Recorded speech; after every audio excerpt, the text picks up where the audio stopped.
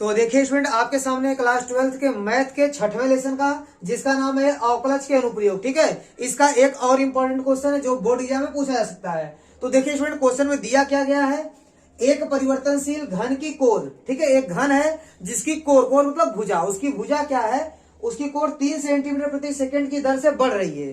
Core क्या कर रही है, कोर मतलब भुजा, उसकी भुजा 3 सेंटीमीटर पर सेकंड की दर से बढ़ रही है। तो उसके बाद ये क्या पूछा है कि ज्ञात कीजिए घन का आयतन किस दर से बढ़ रहा है। ठीक है, घन का आयतन किस दर से बढ़ रहा है जबकि कोर 10 सेंटीमीटर लंबी हो। ठीक है, आप घन की भुजा कुछ मान लीजिए, माना, देखिए यहां से इसको हल करते हैं। माना घन की भुजा, माना घन की भुजा मान लीजिए, माना घन की भुजा बराबर x सेंटीमीटर।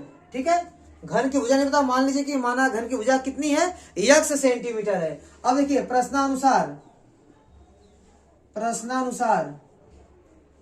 देखिए प्रश्न में क्या बोला गया है, देखिए प्रश्न में क्या बोला कि घन की जो कोर है मतलब भुजा है वो 3 सेंटीमीटर प्रति सेकंड की दर से बढ़ रही है।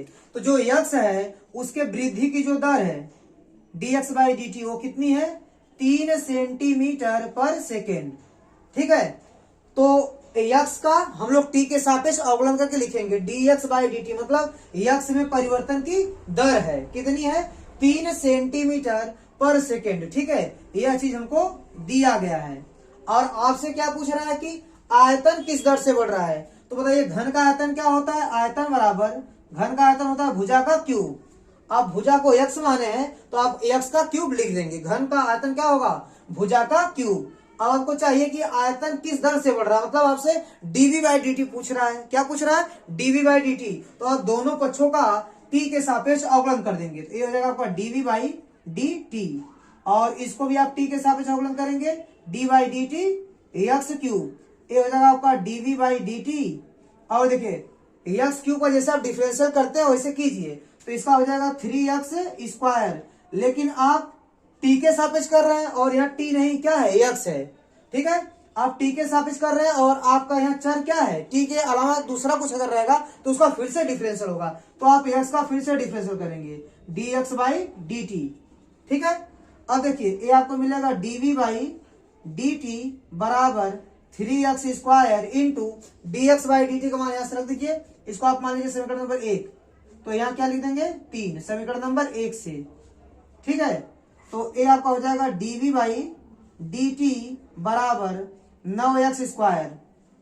आपको आयतन में परिवर्तन दर निकालनी है, लेकिन कब निकालनी है, जब कोर कितना हो 10 सेंटीमीटर, मतलब जब आपका x का मान कितना हो 10 सेंटीमीटर। तो आप इसमें क्या कीजिए, x बराबर 10 सेंटीमीटर रख दीजिए। ठीक है, x बराबर क्या रख देंगे 10 सेंटीमीटर, आप 10 रख दीजिए, तो कितना आएगा 9 गुणे 10 का स्क्वायर। यहाँ पर आपका ये 10 का स्क्वायर हो जाएगा 100, 100 गुणे 9 ये हो जाएगा आपका 900।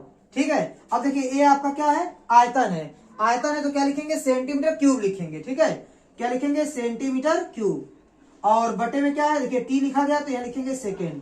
तो आयतन आपका किस दर से बढ़ रहा है, 900 सेंटीमीटर क्यूब पर सेकेंड की दर से आपका आयतन बढ़ रहा है। ठीक है, यही आपका आंसर हो जाएगा।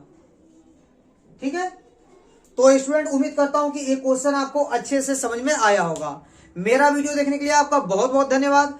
प्लीज आप मेरे चैनल को लाइक कीजिए, शेयर कीजिए और सब्सक्राइब कीजिए। धन्यवाद।